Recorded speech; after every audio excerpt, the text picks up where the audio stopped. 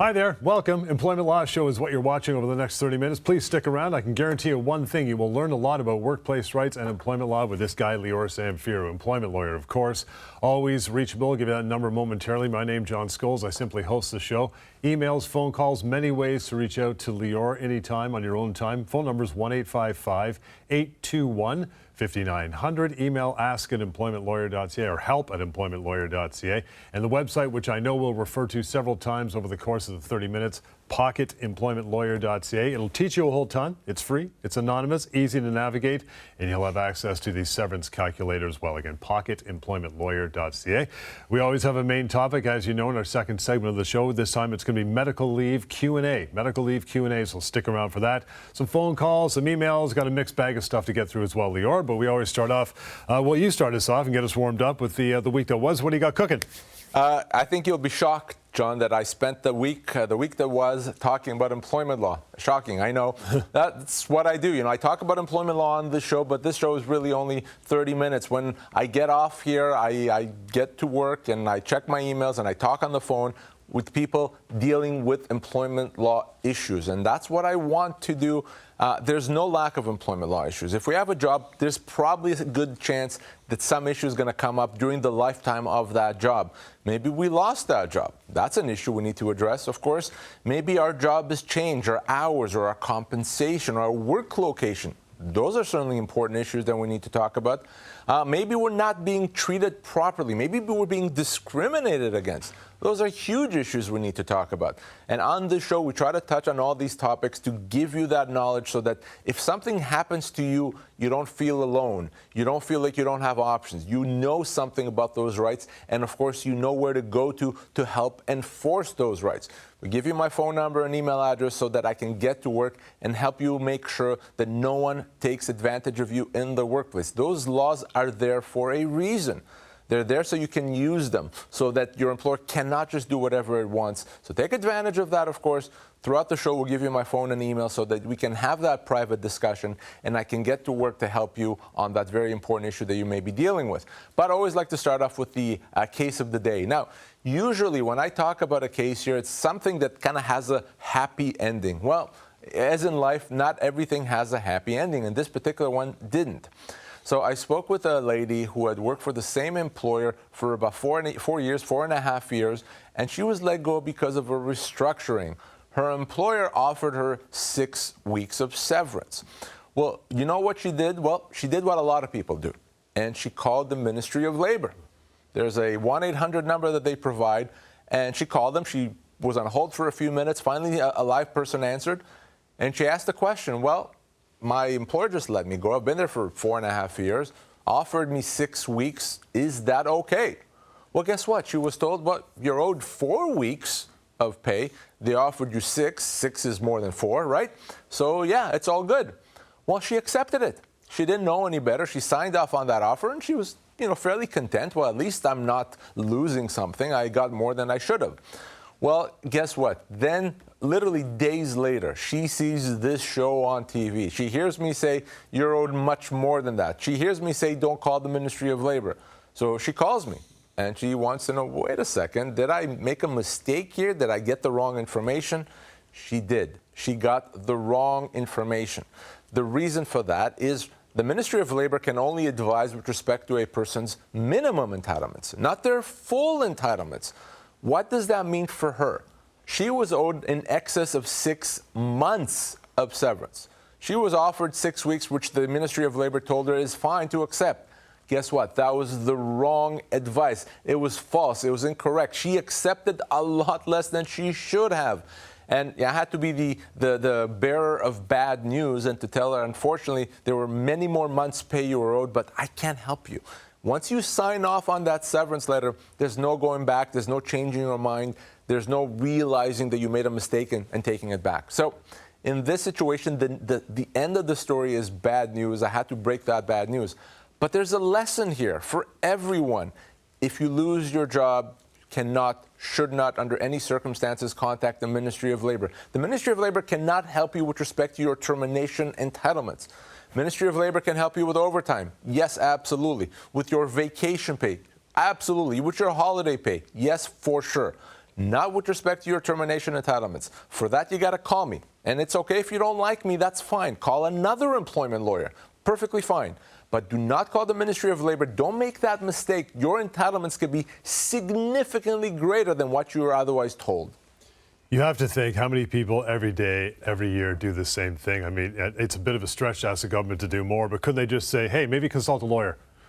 Like, really? John, I don't think it's a stretch. I don't think at all it's a stretch. I think it'd be easy to say, we cannot advise you with respect to your full entitlements. You have to get legal advice. It's as simple as that. I'm not expecting the government to analyze and assess entitlements and advise individuals. It can be much more complicated than someone on the other side of a phone at the Ministry of Labor is able to do. Just don't mislead individuals. That's all I'm asking. That's all I've been advocating. So very important, though. I can't fix what the government is doing, but what I can do is tell you, the employee, don't do that. If you lost your job, let's talk about it. Use the severance calculator, by the way, even easier. Just go to pocketemploymentlawyer.ca and find out what you're owed that way. The right information, the right amount. Don't walk away from your entitlements without even realizing it by calling the Ministry of Labor. I mean, in this case, she just took their advice and hung up the phone and decided to say, hey, I got a little extra, I'm going to sign off on it. What if she had opened a file with the Ministry of Labor, a complaint? Can she go back on that? Would that have brought you into the fold? How does that work? No, it's all bad news when it comes to the Ministry of Labor. If you file a claim with them to try to help you get severance, you're then prevented from withdrawing it and contacting a lawyer. So you're walking away from your entitlements either way. So honestly, you're better off doing nothing, frankly, than contacting the Ministry of Labor in most cases. But certainly, I don't want you to do nothing. Talk to me, talk to another employment lawyer if you have to, but don't call the Ministry of Labor if you lost your job. Employmentlawyer.ca, good website to go to. You want to find a radio station near you that catches our radio show. We've been doing it, we're coming up with 13 years, if you can believe it, but we get a lot of great phone calls. You do a really good job of calling in and asking great questions. We play in the back here. We talk about them. We all learn something. Let's get to phone call number 1 right now. I've been working with my company for over 20 years. I'm a supervisor. The company lost some work, and my boss came to me a couple of days ago and said, I'm going to have to cut your wages because I cannot afford, which is not true. I know exactly how much money he's making. Can he do that? That I cut my wages, give me only part-time work, which I cannot make ends meet. No. Well, there you go. No. The answer is no. And the thing is this. Whether the company is being truthful or not, whether they have a good reason or they don't have a good reason, that doesn't really matter. Even if the company has a good financial reason as to why they want to cut your pay and your hours, they're not allowed to do that.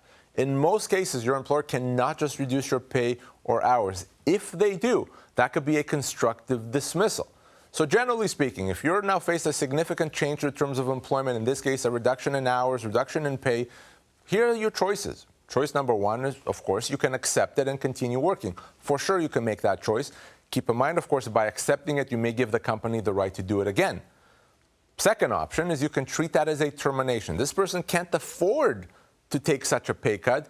Well, he can treat that as a termination, get his full severance, and then, of course, move on to a different job that pays him properly. So the last question is, okay, if this is a constructive dismissal, how much severance is he owed? Well, I mentioned it before, so let's use it now. Let's go to the severance calculator. You'll find that at pocketemploymentlawyer.ca, and let's see what that gives us. So we know that this person's been there for 20 years. He's 45 years of age in a supervisory role. Company's not paying him severance because they just want to reduce his pay. But you see right there at the bottom, he's actually owed 18 to 24 months of pay, as much as 2 years of pay. So he can take that compensation, find another job, rather than accepting a pay cut that he cannot afford. You know, as always, again, with this phone call, Lior, it seems like the money is always where the rubber hits the road. So what if the employer said, okay, how about this? You're no longer going to be a supervisor. We're reducing your position. We're going to change your job, but we're not touching your pay. Can that also be a bad thing for him? So a demotion can absolutely be a constructive dismissal, even if the pay stays the same. So if it's a real demotion where it's now you're taking on a lesser position, it's a position that maybe people are going to look at and kind of, shake their head saying, why is this person being punished? Maybe it's something that's going to hurt your future career prospects. All those things are bad things, and you can absolutely say constructive dismissal, even if your pay stays the same. The devil is always in the details. So if you've been demoted, before you do anything, before you go to your employer and yell at them or leave or do anything else, let's talk. We want to dot our I's, cross our T's, But in many cases, yes, that demotion, irrespective of any change in pay, can be a constructive dismissal. That was phone call number 1. That was a beauty. Let's get to phone call number 2 now as well. Listen up. I turned 66 in certain circumstances at home and has made me decide that I'd like to finish up the project I'm on. I mentioned this to my employer, and they've come back with an earlier date, basically saying, here's when you're going. So my feeling is that I would be the one choosing my retirement date, not them. And how much earlier than that are they going to be letting you go? It's about 3 months. Wow, so the sun just shone down on this guy. Well, it's actually, in a way, good news. Right. Right, yeah. So what happens in the situation where you're giving notice of resignation? I'm going to leave in 3 weeks, 3 months, whatever it is.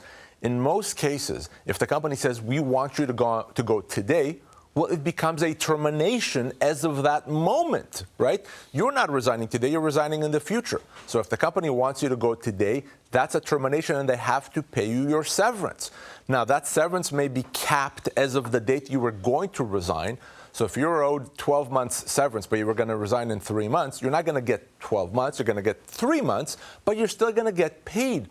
So in this situation, he's going to have to get paid for the time that he was going to work, the 3 months. So all the company is doing by saying you're gone today is they're paying him not to work. Not a very smart thing, but certainly they can do that. But what they cannot do is say, well, we've decided you're gone today, therefore we don't pay you. Doesn't work that way. That's a termination of employment. So if you give notice to your employer, make sure you're reasonable. You should give proper notice. If they let you go before then, in many cases, most cases, they'll still have to pay you until the end of that notice. So the less expensive way for this employer would have been, if this guy's 66, he wants to wrap up this contract, just let him sail off into the sunset, and he's done. He resigned. That's it. How simple is that? Or maybe they say, you know what, hey, if you want to give us less notice, I know you're trying to be a good guy and help us, we're okay if you give us 3 weeks. Maybe he would have said yes. Yeah. And then that gets him out of it as well. But to say, no, we've decided you're gone today, bad move. Now they still have to pay him. Medical leave Q&A. That's on the way on the other side of the break, and our third phone call on the show as well, so stay tuned for that. In the meantime, write the number down. Always have it with you to reach Lior and his team, 1-855-821-5900. Email is help@employmentlawyer.ca. We'll continue. More of the Employment Law Show. Stay with us. People think you have to sign back a severance offer by a deadline. EmploymentLawyer.ca says that is a myth. Deadlines are used as a pressure tactic. Make sure the offer is fair before you sign. Always check with the employment lawyer first at EmploymentLawyer.ca. Can insurance companies deny long-term disability claims for mental illness? When you're suffering from a mental health disability, insurance companies just don't understand. But we do. They can absolutely not force you back to work. If your doctors say you are not ready and you know you're not ready, they cannot make you go back to work. If you have a mental health disability and your claim is denied, don't give up. Give us a call and let us fight for you. Go to disabilityrights.ca. Discover your rights, fight back, and get what you're owed. People think you aren't owed severance pay if you are fired for a reason. EmploymentLawyer.ca says that is a myth. Most for-cause terminations are false, and you are still owed full severance. Always check with the employment lawyer first at EmploymentLawyer.ca.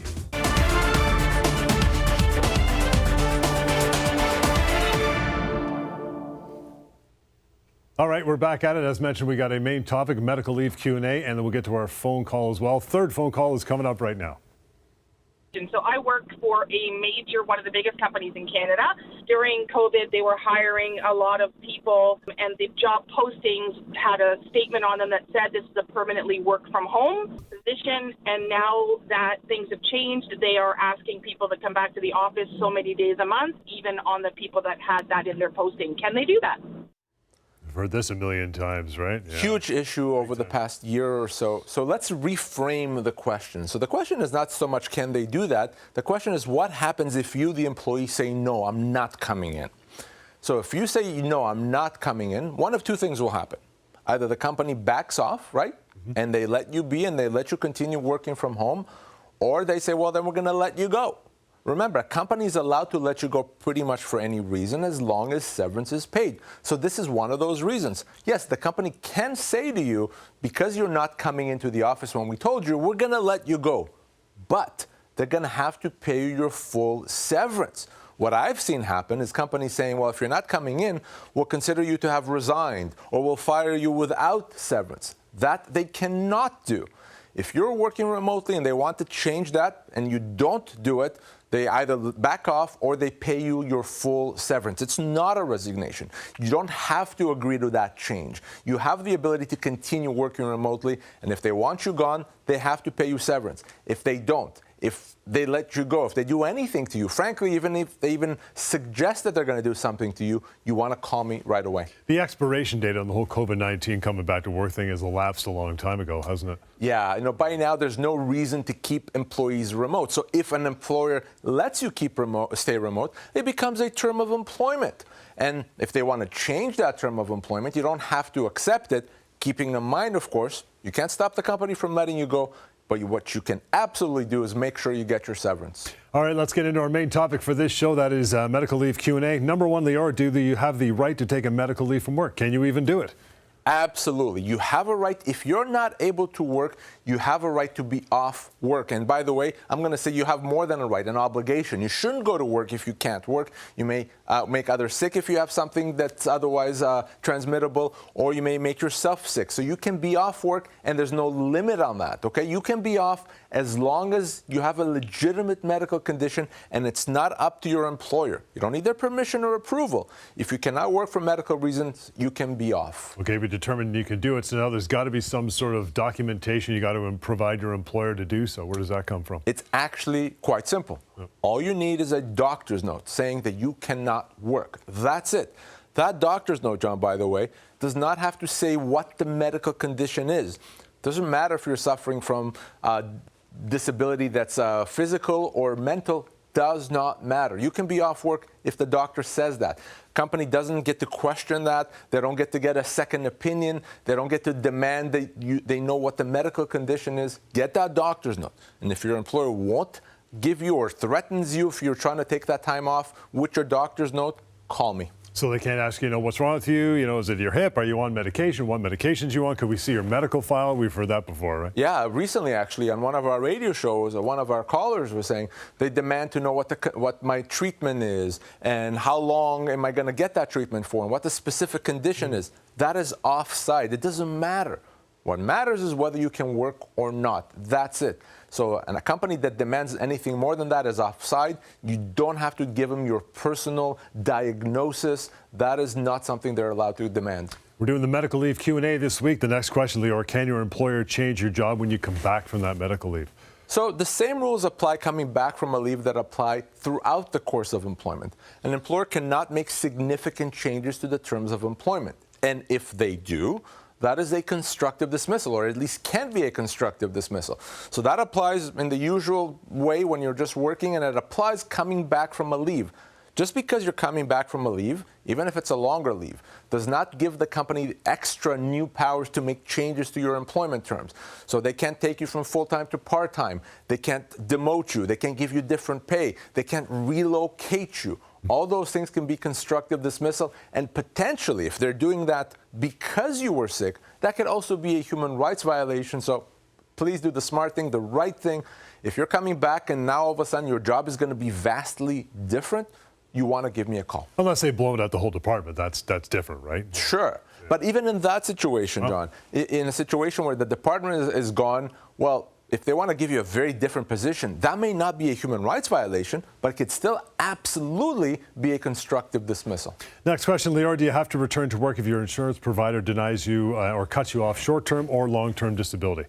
So a lot of employees have disability coverage through their work insurance benefits plan, short-term disability or long-term disability, and that disability plan is there to pay you while you're unable to work, and that's exactly what it's there for. Well, in some cases, the insurance company may not meet its obligation. They either deny you benefits or they cut you off benefits before they should. And your employer may hear that and say, well, if the insurance company says you shouldn't be getting benefits, then you must be able to come to work. Well, no, not so fast. Those are separate issues. All you need to be off work is a doctor's note. And if your insurance company cuts you off before your doctor says you're ready to be cut off, call me. We have a whole team dealing exclusively with these issues, making sure that the insurance companies, the long-term and short-term insurance companies, pay you when they should be paying you. But don't go to work when you know you can't work. Get that doctor's note or give me a call. All right, medical leave Q&A. Fifth and final question, Lior, is this. Can you be fired because you're on that medical leave? Absolutely not. In most cases, that's a human rights violation. You cannot be fired because you have a disability, because you're on a lengthy leave. Now, the company may think that's the easiest thing to do. We'll just let you go. Can't do that. We have rights under a human rights law. That would be illegal. It could also be a breach of the Employment Standards Act. So no, your disability, your medical condition should not even form a factor, a part of the decision to let you go. All right, there you go. Lots more to come. A few more questions on email and otherwise. We'll take a short break, though, before we get into that. So I'll throw the number at you again as we get into that break. 1-855-821-5900 to reach Lior, and help@employmentlawyer.ca. Coming right back. People think you should go to the government to get severance pay. EmploymentLawyer.ca says that is a myth. Government can only help you get minimum severance, but not everything you're entitled to. Always check with the employment lawyer first at EmploymentLawyer.ca. If your long-term disability claim is denied, should you appeal? Appeals often fail because insurance companies control the process. So long as you appeal, you're playing by their rules. You should never appeal the denial of your disability benefits. Appeals are just a mirage of false hope. Don't. That's their process. Take it out of their hands and fight for your rights with our help. Go to disabilityrights.ca. Discover your rights, fight back, and get what you're owed. People think their employer can make changes to their job. EmploymentLawyer.ca says that is a myth. Your employer can't change your pay, hours, or duties. You may be entitled to full severance pay. Always check with the employment lawyer first at EmploymentLawyer.ca.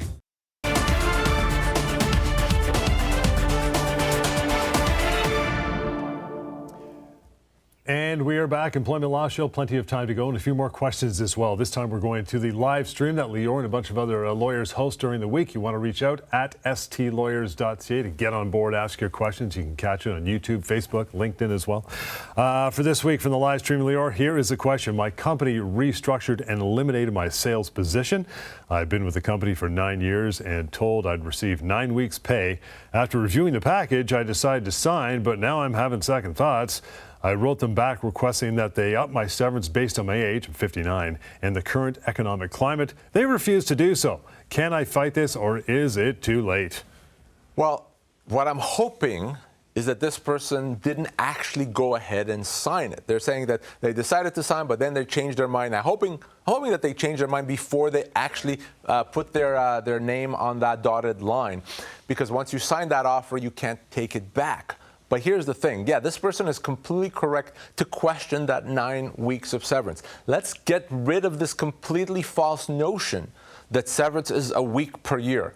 It's easy to believe, well, been there for 9 years, he gets 9 weeks. No, not even close. He gets much, much more than that, okay?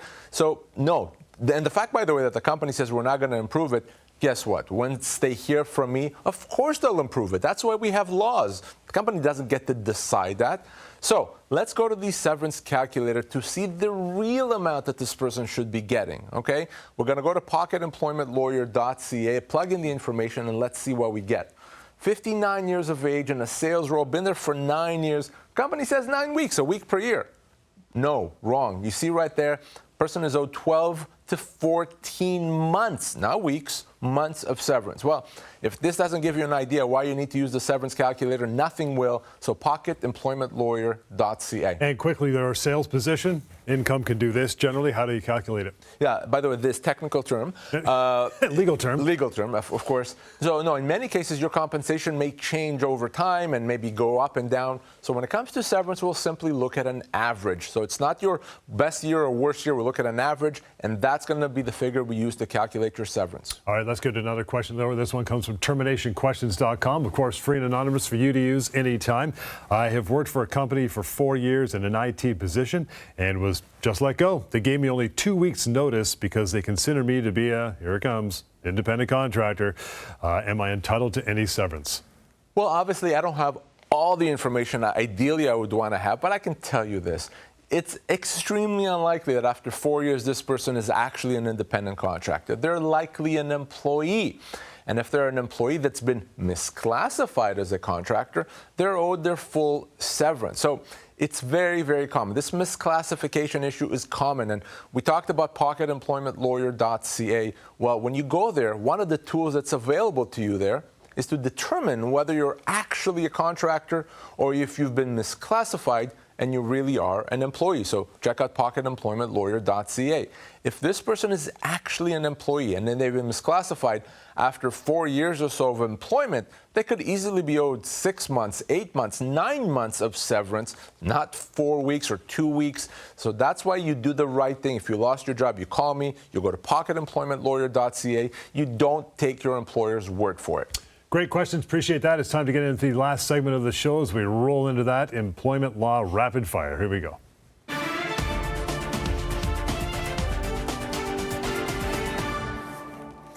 All right, employment law rapid fire. In the hot seat we go. I just asked Lior the questions. He answers them as well as quickly as possible. Number one question here, Lior, can an employee be fired for taking maternity or parental leave? Wow. We don't need to spend time on this. Hopefully all our viewers know this. You can't do that. You cannot be let go because you took parental leave. You cannot be let go because you're trying to come back from a parental leave. Your employer has to allow you that leave and has to bring you back to the same job, same pay, same terms of employment. Nothing else will do. What does the mug and t-shirt say? Don't mess with mama. Well, we're going to start selling those soon. Yes. That's right. Number two, can an employee refuse unsafe work without being disciplined?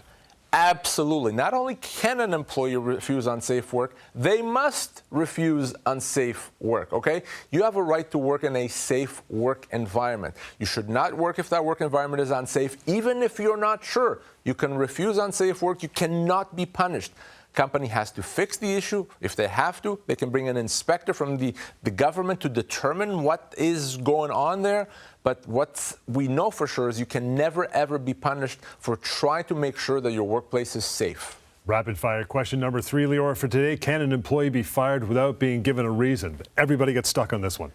John, one of the most common things that I get when I speak to someone in the office is they're upset that they were let go and they're not agreeing with the reason, or they don't believe the reason is justified, or maybe they're upset because they didn't get any reason.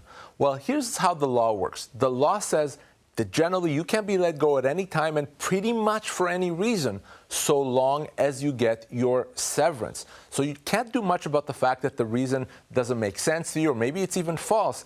What you can make sure is make sure you get your severance. That's why we spend so much time on this show talking about severance, because from a legal standpoint, that's what matters. And people always get hung up with the fact that, oh, my buddy was in the same position. They got more severance than I did. We got let go at the same time. Yeah, and you may be owed more, you may be owed less than your buddy. That's not a fair comparison. It's the factors that apply to you, including your age, position, and length of employment, that will decide how much severance you're owed. Rapid fire. Next question. Can an employee still be owed severance if let go during their probation period? Yes, absolutely. Just because you started a job or you're in the first 3 months of employment does not mean you don't get severance. Yes, you do get severance unless you sign an employment agreement that says that in the first 3 months, you're not going to get anything if you are let go. And even in those situations, you may still be owed severance. So do the right thing. Always call me if you lost your job. These are the rapid fire questions each week. We got one more for you, Lior. Let's get to that before we wrap. Can an employee take legal action if they're owed overtime pay? Yes, you can. It's a big deal. And for that, probably one of the best things you can do is go to the Ministry of Labor. The Ministry of Labor can help you enforce those overtime rights and get you what you're owed. As I said earlier, can't go there for losing your job, for your termination and severance pay, but for overtime, you can take legal action, and the best course of action is do that through the Ministry of Labor, through the government. And that is it for this week. Thank you so much for your questions, emails, phone calls from the radio show. Join us on the radio show. Go to employmentlawyer.ca to find a station near you. Beyond that, always reach out to Lior and the crew. Phone number 1-855-821-5900 and email help@employmentlawyer.ca. And then finally, that website, keep it on you, pocketemploymentlawyer.ca. We'll catch you next time. Thank you so much for joining us.